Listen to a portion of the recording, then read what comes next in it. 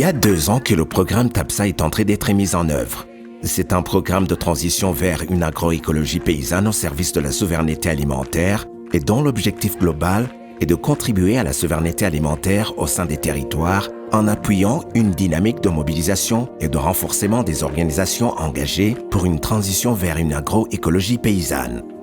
C'est un programme de transition vers une agroécologie paysanne au service de la souveraineté alimentaire.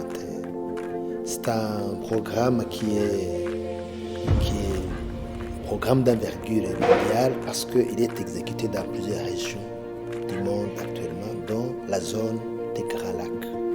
C'est un programme qui s'étend sur 4 ans, qui est cofinancé par le Comité catholique contre la faim pour le développement, CSFD Terre Solidaire, et l'Agence française de développement, l'AFD. On a réfléchi sur un autre modèle, un modèle alternatif de production et qui puisse contribuer à l'augmentation de la production et qui confère aux producteurs une certaine autonomie, une certaine indépendance en utilisant des intrants locaux. C'est pourquoi on a pensé au projet TAPSA qui met en œuvre ou qui fait la promotion de l'agroécologie paysanne. Le programme TAPSA est en train d'être exécuté dans les 3 pays de la région des Grands Lacs, le Burundi, le Rwanda et la République démocratique du Congo. Au Burundi, le programme TAPSA est mis en œuvre dans les provinces de Gitega, Mwaro, Cankuzo, Kirundo, Ngozi et Kayanza par 3 partenaires, à savoir Accord Burundi, CAPAD et Inades Formation Burundi qui en assure la coordination régionale. Les paysans accompagnés dans le cadre du programme TAPSA ont vu leur production s'accroître du fait de l'utilisation des intrants organiques locaux comme les semences locales de qualité, les fertilisants organiques et les méthodes naturelles de traitement des maladies et ravageurs des plantes. Les semences utilisées sont des semences paysannes ou des semences issues de la recherche qui sont multipliées par les membres des coopératives avant d'être distribuées dans le voisinage. En commune Busiga, zone d'Omihigo, des semences de qualité multipliées par certains paysans organisés dans les coopératives sont données aux autres de la coopérative à travers la chaîne de solidarité. À Busiga, le programme TAPSA nous a fourni des semences de maïs, de haricots, des fruits, notamment les prunes du Japon, des avocats, des maracujas, des arachides rampantes sur nos enclos. Au soir, après le travail, on arrache ces arachides pour grignoter et les mélanger dans la cuisson des bananes ou dans la sauce pour la pâte. Après chaque récolte, nous distribuons les semences aux autres membres des coopératives et ainsi se crée une chaîne de solidarité autour des semences de qualité.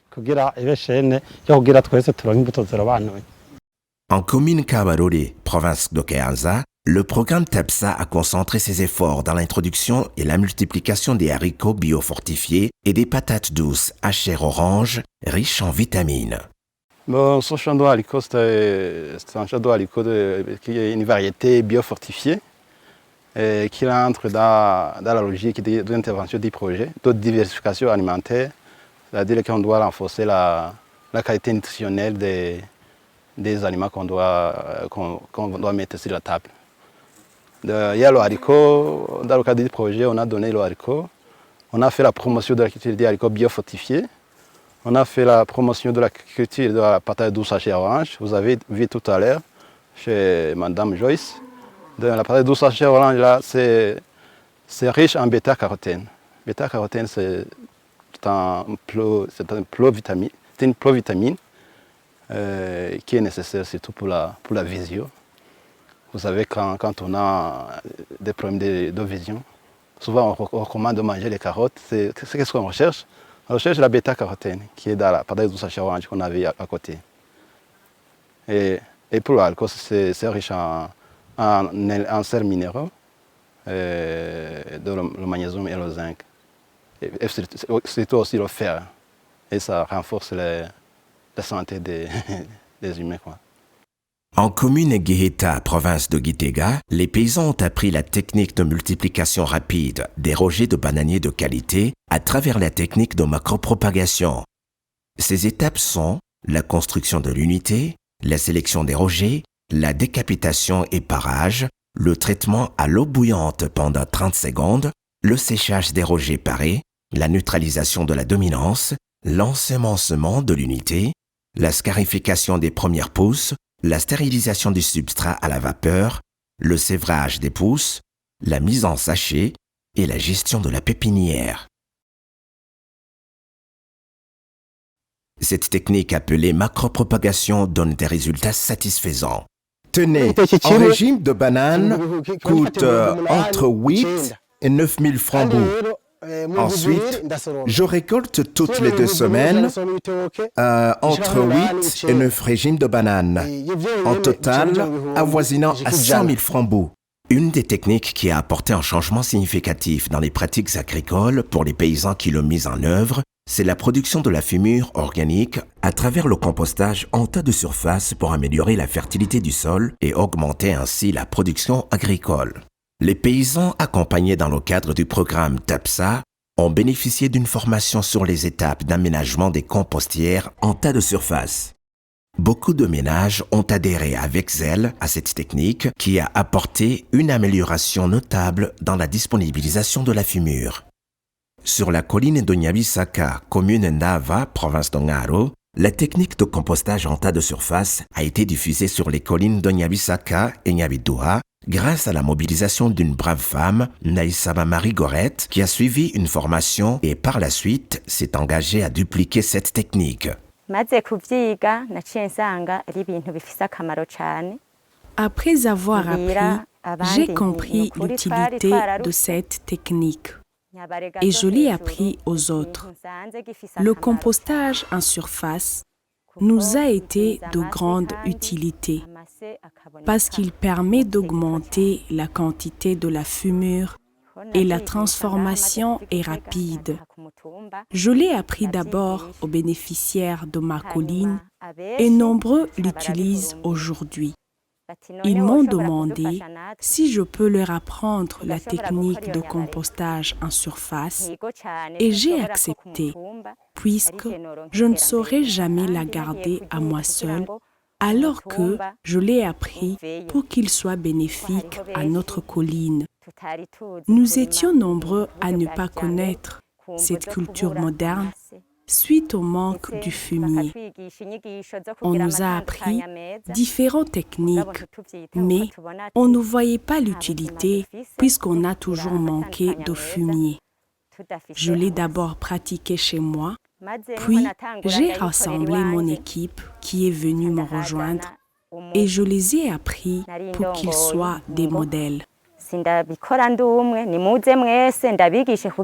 Sur la colline Gihehe, en commune Giheta, la technique de compostage en surface est une réalité. Il faut d'abord disponibiliser le matériel nécessaire pour l'aménagement de la compostière fait par des herbes sèches, des herbes non sèches, brindilles, de la fumure organique déjà décomposée, de la fumure organique en cours de décomposition, 4 épiquets, 2 troncs d'arbres, de l'eau, une serpette et un mètre et ruban. On doit veiller à ne pas utiliser de la matière non décomposable comme les sachets, les feuilles d'eucalyptus et les herbes d'Eragrostis. On commence par l'aménagement de l'espace où la compostière sera érigée, largeur de 1,5 m, longueur est illimitée, mais la hauteur ne devrait pas dépasser le niveau de la poitrine de celui qui l'aménage. Après la préparation de l'espace, on range en bas les brindilles par terre sur une hauteur de 30 cm. Leur rôle est de laisser un espace de circulation des micro-organismes qui ne risquent plus de se faire écraser par le poids du compost, leur permettant de monter dans les autres constituants du compost pour accélérer sa décomposition. Après le placement des brindilles, on met dessus des herbes sèches à une hauteur de 30 cm. Au-dessus des herbes sèches, on met de la fumure déjà décomposée d'une hauteur de 5 cm. Vient ensuite une couche d'herbes non sèches qui peuvent être mélangées avec les feuilles de titonia qui accélèrent la décomposition de la fumure.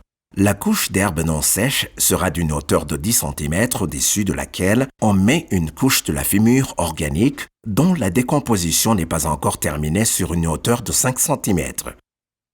Au-dessus, on remet une couche d'herbes sèches et ainsi de suite. la hauteur de la compostière ne devrait pas dépasser 1,5 m. Dès le début, jusqu'à ce qu'on termine l'aménagement de la compostière, on doit chaque fois l'arroser avec de l'eau.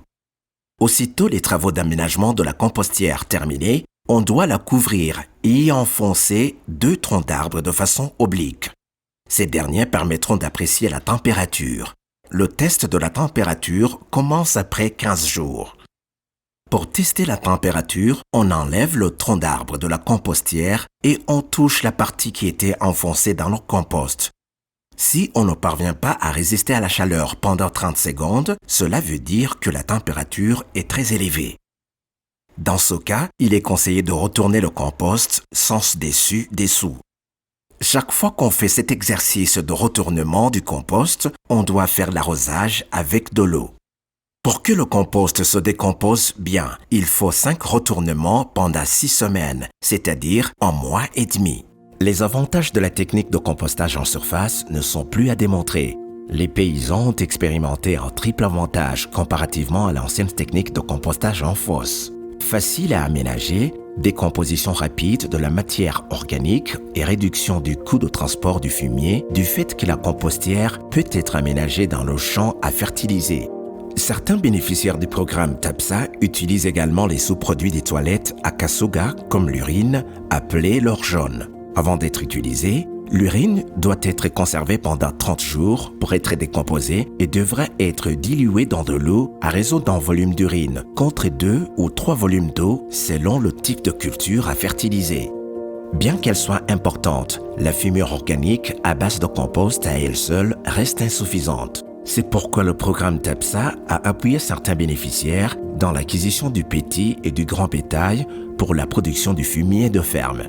Le mode d'élevage respecte le principe de la chaîne de solidarité communautaire où les premiers acquéreurs s'engagent à céder les petits aux deuxièmes acquéreurs, ces derniers cèdent aux troisièmes acquéreurs, ainsi de suite. Le 4e pilier du TAPSA, c'est la promotion des chaînes de solidarité sur les pratiques agroécologiques, sur les savoir-faire et les connaissances paysannes.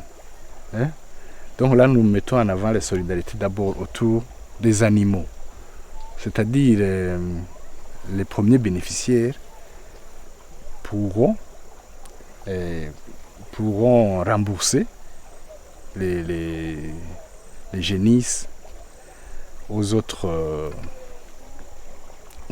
partenaires, aux autres bénéficiaires, et ainsi de suite, jusqu'à couvrir des bénéficiaires, un nombre assez important de bénéficiaires. Et là, ce que nous appuyons, c'est que la chaîne de solidarité, c'est quelque chose de continu. Donc ça va s'arrêter avec le projet, ça va continuer jusqu'à ce que chaque ménage ait au moins une vache. La chaîne de solidarité autour de la vache, ça prend beaucoup de temps. Et c'est pourquoi nous avons aussi introduit le porc. Le porc qui peut donner naissance 3 fois par an, plusieurs rejets, donc plusieurs produits, 6 à 8 trouilles ou verras. Donc avec ça, nous comptons couvrir la quasi-totalité des ménages des 2 collines pendant les 4 ans du TAPSA. Il arrive que les cultures soient attaquées par des maladies et des ravageurs. Le traitement était fait suite à l'utilisation des produits chimiques avec des répercussions sur l'environnement, la santé des personnes qui manipulent les produits et celles qui consomment les aliments qui en sont issus. À travers le programme TAPSA, les biopesticides à base de Titonia, Tephrosia, Ricin et Nîmes commencent à remplacer les pesticides chimiques. Le résultat de l'usage des pratiques agroécologiques dans les exploitations bien protégées a été l'amélioration des productions agricoles. De telles récoltes désormais visibles dans les ménages des paysans, accompagnées dans le cadre du programme TAPSA, nécessitent une conservation adéquate et dans des conditions de protection requises. Les bénéficiaires de TAPSA ont appris la technique de conservation des récoltes et des semences par des méthodes naturelles. Nous pouvons nous-mêmes lutter contre les maladies ravageurs en utilisant la chaux, les tubercules aériens de Dioscorea bulbifera, le piment oiseau, la cendre, afin de garder nos récoltes intactes sans être attaqués par les bruches du haricot et contre les charançons du maïs et du sorgho. Ces méthodes naturelles viennent remplacer les pesticides chimiques nocifs à la santé. Ndayisenga Gérard continue en expliquant la technique d'utilisation des biopesticides dans leurs récoltes. Ni ukuvuga ibi mubona mfise ngaha mu ntoke ni igiterwa kama cyo ngaha iwacu mu Kirundo ngaha ku mutumba w'Ikigoma mw'ikomine y'Ibugabira. Ces tubercules entre mes mains sont issus d'une espèce de plante autochtone appelée Dioscorea bulbifera. On la retrouve sur notre colline d'Okigoma et dans nos exploitations familiales.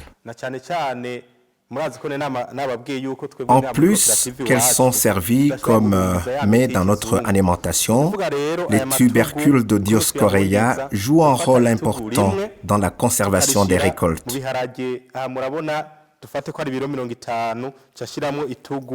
Dans un sac de 50 kg de haricots, j'y mets une pièce. Et si on ajoute d'autres 50 kg de plus, j'ajoute une autre pièce ou même plus.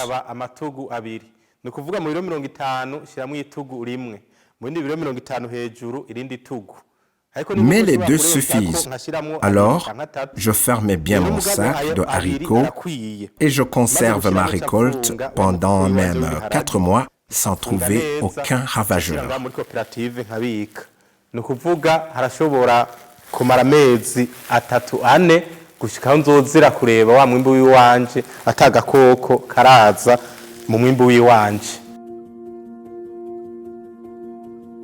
Tithonia, plante jadis sans aucune utilité, est aujourd'hui prisée, entretenue et protégée par les paysans qui ont découvert ses attributs. Non seulement ses feuilles desséchées et pilées procurent de la poudre tueuse des ravageurs, mais aussi le jus de ses feuilles vertes est utilisé pour la lutte contre les ravageurs dans les champs.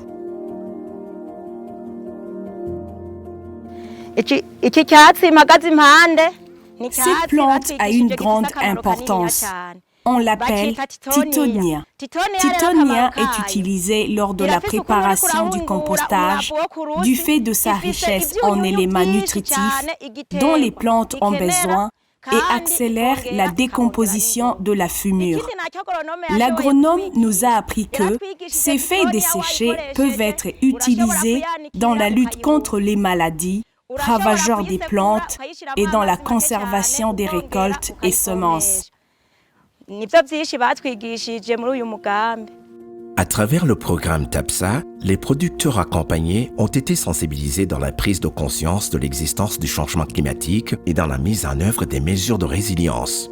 Quelques pratiques et techniques ont été ainsi adoptées par les paysans, comme la promotion des jardins de cuisine pour y installer des cultures maraîchères à cycle court, la promotion d'autres cultures adaptées au changement climatique comme les ignames, la pratique de paillage des cultures vivrières pour conserver l'humidité dans les champs et la pratique d'irrigation à petite échelle. La pratique de l'irrigation est également prônée avec soit usage des motopompes, soit des pompes à pédales pour répandre l'eau d'irrigation dans les champs. Sur notre colline, nous sommes habitués à la technique de paillage qui nous permet de continuer l'agriculture durant la sécheresse, qui ne cause plus de problèmes à nos cultures parce que le sol garde son humidité. Nous faisons le paillage pour les avocatiers. C'est nouveau car depuis longtemps, seul le caféier devrait faire objet de paillage où toutes les herbes ramassées finissaient dans les seuls champs des caféiers. Nous ne pouvions pas imaginer que, par exemple, un plat d'avocatier nécessitait du paillage pour bien produire ou qu'un tas de bananiers bien paillés peut donner aujourd'hui 10 ou 20 régimes de bananes au lieu de 2 récoltes auparavant. Nous vendons un régime à 5 000, 10 000 francs bout, alors qu'avant on en vendait à 2 000 francs bout à peine. Nous ne savions pas que le compostage en fosse risquait de rendre un rejet de bananiers caduc suite à la destruction malencontreuse de ses racines. Tout cela, nous en sommes conscients aujourd'hui que grâce à la formation acquise, 5 bananiers bien entretenus à travers le paillage peuvent désormais rapporter plus qu'un champ de bananeraies non entretenu.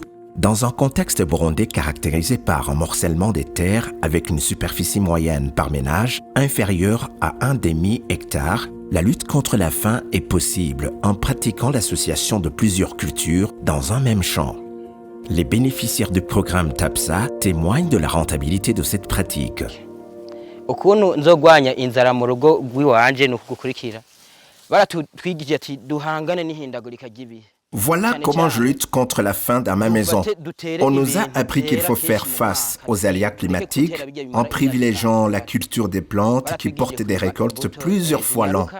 C'est notamment les légumes comme les tomates, les aubergines, etc. J'avais l'habitude d'entretenir le petit jardin de cuisine, mais aujourd'hui, je pratique les cultures maraîchères dans un grand espace, une sorte de test. La technique de culture de cette année, je la varie l'année suivante. Cette année, c'est l'association des tomates et des amarantes, et entre les deux, il y a une distance dans laquelle j'intercale les aubergines. Ça, c'est une réalité chez moi. Avant, ça n'existait pas. La mise en œuvre du programme TAPSA tient compte des thématiques transversales, environnement, genre et jeunesse. Parlons d'abord de la thématique environnement. La population accompagnée dans le cadre du projet s'est engagée dans la protection des sols à travers l'aménagement des courbes de niveau et la plantation des herbes fixatrices et des arbres agroforestiers. Elle est également engagée dans la production et la plantation des arbres forestiers, agroforestiers et autochtones. Les arbres que vous avez vus sont des plantes associées aux cultures. Il y a Grevillea et Kaliandra. Il y a même des herbes naturelles appelées ricins. En commune Kabarore, le traçage des courbes de niveau dans les champs sur les collines est une pratique déjà ancrée chez les paysans du coin. Nous avons construit des fossés anti-érosifs. Comme vous le voyez, nous avons planté les cultures, les fourragères, ce qui nous permet de nourrir nos bestiaux. L'administration locale et communale contribue dans la sensibilisation de la population sur la protection de l'environnement et une amélioration est notable. En province de Kirundo, une région du nord du Burundi reconnue par ses nombreux lacs, les responsables des services techniques collaborent avec des associations locales engagées dans la protection de l'environnement. Ensemble, ils mobilisent les paysans à respecter la zone tampon se trouvant entre les lacs et les exploitations familiales, à tracer les courbes de niveau sur les collines qui surplombent les lacs et dans la protection des arbres plantés sur les bords des lacs. La population riveraine de ces aires protégées est le premier partenaire pour la protection de ces lacs. Nous faisons des réunions de sensibilisation avec eux, nous les informons ce que nous protégeons, nous collaborons. Et des fois, s'il y a l'une ou l'autre chose qu'ils peuvent enlever dans cette aire protégée, mais qui ne porte pas préjudice à la conservation. Et nous faisons des réunions de collaboration. Une fois que c'est possible, nous pouvons les étoiler une ou l'autre chose qui peuvent les aider à survivre. En contrepartie, nous les invitons à contribuer dans la protection de cette aire protégée. Dans les 7 communes de la province Kirundo, les associations engagées dans la protection de l'environnement se sont réunies et ont mis en place un observatoire provincial de gestion des ressources naturelles dont le rôle est l'observation, la dénonciation des abus ainsi qu'à l'interpellation de tout un chacun, y compris des administratifs, à la gouvernance environnementale. Au niveau communal, les associations ont signé avec les administrateurs communaux des conventions de gestion, entretien et exploitation des boisements communautaires et le rôle de l'observatoire provincial est de veiller à leur respect. Nous avons planté dans nos domaines les arbres comme les kaliandras, les ricins et même les arbres fruitiers en protégeant les collines autour des cours d'eau. La DPAE nous a fourni des semences pour cultiver 17 hectares pour couvrir les collines qui surplombent les lacs. L'étape franchie aujourd'hui est satisfaisante. L'érosion n'est plus fréquente. Nous combattons les feux de brousse depuis 2 ans en protégeant les arbres plantés. Une fois, un des administratifs a tenté d'abuser de son autorité en s'accaparant des boisements. On a alors saisi la justice qui par la suite nous a donné gain de cause. En tentant ce forfait, cet administratif faisait fi des conventions signées entre la commune qu'il dirigeait et les associations. En ce moment, ce qui nous occupe est le traçage des courbes de niveau sur les collines en attendant la saison des pluies prochaines. On note une collaboration entre les responsables provinciaux de l'environnement et ces associations engagées, telle que c'est mise en évidence par le responsable provincial de l'EBPE, Office burundais pour la protection de l'environnement. Dans la protection de l'environnement, nous avons quand même des partenaires. Le premier partenaire que je vous ai dit, c'est la population riveraine. Le deuxième partenaire, c'est l'administration territoriale. Et il y a aussi les services techniques comme le bureau provincial de l'environnement, agriculture et de l'élevage. Il y a les ONG qui travaillent dans le domaine de la protection de l'environnement. Comme c'est un service central, les ONG qui travaillent dans le secteur de la protection de ces lacs viennent et nous échangeons sur les programmes.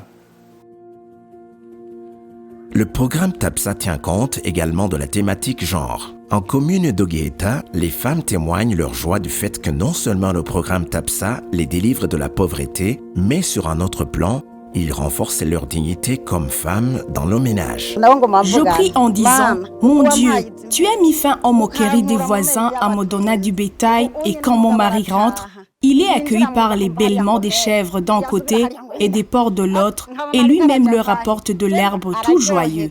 À son retour au bercail, il a trouvé une toilette écologique cimentée et le voilà engagé à retaper la maison, parce qu'il assiste à une femme en action. Aujourd'hui, je suis une femme capable.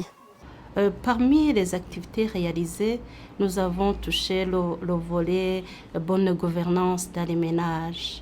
Un accent a été mis essentiellement sur 3 points. D'abord, la planification participative des activités entre mari et femme, le partage équitable des tâches également entre mari et femme, et aussi le 3e point, la gestion concertée des biens du ménage entre le mari et la femme. Les femmes sont des leaders dans l'agroécologie. Nakarutimana Béatrice est une femme responsable d'une coopérative dénommée Garukirisuka en commune Mwomba de la province Ngozi.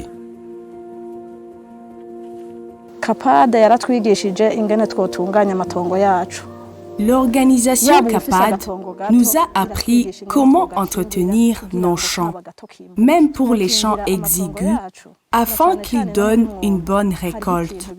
Chez nous, à Mwomba, la protection des champs est un impératif pour faire face à l'érosion. Cette érosion, quand il arrive, il fend en deux le petit champ qui n'est plus utile. Alors, la formation reçue consistait à tracer les courbes de niveau, comment planter les arbres autour du champ pour le bétail, comment associer les arbres qui cohabitent avec les cultures, même le fait de planter sur les extrémités en avocatier pour sa valeur nutritive, et ça marche. Avant la formation, nous cultivons nos champs avec beaucoup de semences, mais pour avoir peu de récoltes, à cause de l'ignorance.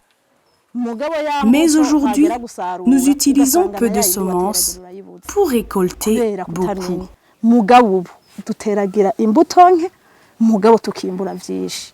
L'autonomisation des femmes en termes de revenus monétaires, donc ils essaient de développer des AGR agricoles, principalement agricoles, mais aussi des parrainés de crédit pour satisfaire leurs besoins, sans faire recours toujours à leur mari.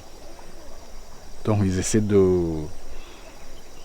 vraiment de s'autosuffire financièrement. Pour s'acheter des pagnes, pour scolariser les enfants, pour acheter des habits pour les enfants. Donc c'est une vision d'autonomie. Et aussi, En plus de l'autonomie financière, ces femmes visent aussi l'autonomie, l'équilibre alimentaire de leur ménage. Hein? Donc, en plus des grandes exploitations de riz, de manioc, de maïs, ainsi de suite, ces femmes se mettent ensemble, cherchent des parcelles agricoles pour produire des légumes, pour produire des fruits, pour produire tous les ingrédients nécessaires pour une alimentation équilibrée de leur ménage. Donc, ce sont les deux visions, donc l'autonomie financière et l'autonomie alimentaire. Les jeunes n'ont pas été oubliés dans le programme TAPSA où le focus a été mis sur l'éducation environnementale dans les établissements scolaires se trouvant dans la zone d'action du projet à travers l'appui à la mise en place et à l'encadrement des clubs environnement. À travers ces clubs, les élèves apprennent dès le bas âge les notions de l'environnement, changement climatique et l'agroécologie. Sur terrain, le programme TAPSA a eu le soutien de l'administration locale, communale et provinciale, ainsi que celui des services techniques déconcentrés. Le rôle de l'administration a été primordial dans l'appui du programme TAPSA. En commune Guéhéta, les associations des paysans reçoivent un soutien des administratifs à la base, notamment dans la lutte contre les feux de brousse et la culture sur brûlis qui était fréquentée dans le passé sur ces collines. Effectivement, dans notre commune de Guéhéta, c'est-à-dire que pendant la saison sèche, on remarquait sur certaines collines des feux de brousse. Et ces feux-là étaient causés par manque des herbes d'eau pour les animaux pendant la saison sèche. C'est-à-dire que ce sont les éleveurs qui brûlaient donc ces collines-là pour chercher donc des herbes pour donner à ces animaux. Mais à l'heure où nous sommes, puisque ce projet a montré à la population qu'après avoir tracé ces courbes de niveau, il faut y mettre donc des herbes. Et c'est sur ces herbes-là qu'ils utilisent pour donner à ces animaux pendant cette saison sèche. Nous voyons donc qu'il y a un grand changement du point de vue que avant, on remarquait beaucoup vraiment de collines qui sont brûlées par les éleveurs.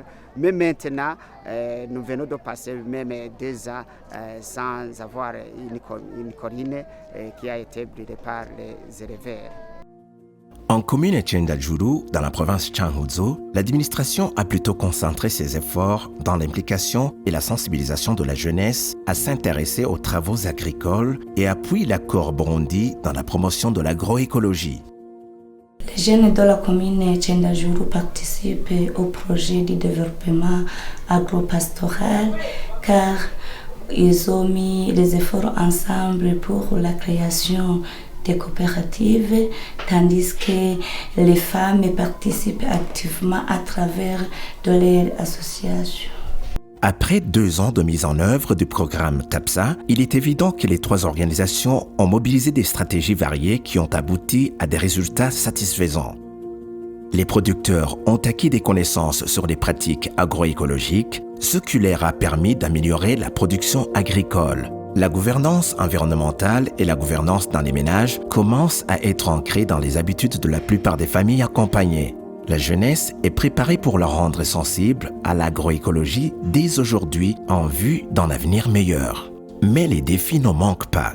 Le premier défi, c'est le défi en rapport avec l'emploi des jeunes. Nous avions un programme de promouvoir l'emploi des jeunes. Nous avons fait des associations de pépiniéristes, des jeunes qui peuvent produire des plants pour vendre, des plants agroforestiers, des plants autochtones. Ce sont des jeunes qui ont maîtrisé ces techniques. Ils ont fait les premières productions, mais à la vente, les recettes n'étaient pas très encourageantes pour ces gens.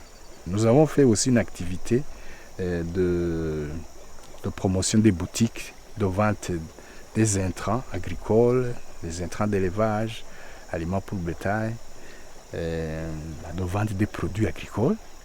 Mais là aussi, on voit que les résultats ne sont pas aussi très encourageants. D'ici quelques années ou quelques mois, ils vont même abandonner ces activités. Nous menons des réflexions, nous animons des cadres de concertation sur cette question, mais on ne parvient pas vraiment à déceler quelque chose qui peut occuper pleinement et être source de revenus pour les jeunes, source d'espoir. D'après les témoignages des bénéficiaires du programme, il est clair que les pratiques agroécologiques mises en œuvre ont déjà prouvé leur efficacité. Toutefois, il serait important de les conformer à la recherche scientifique pour les rendre plus crédibles.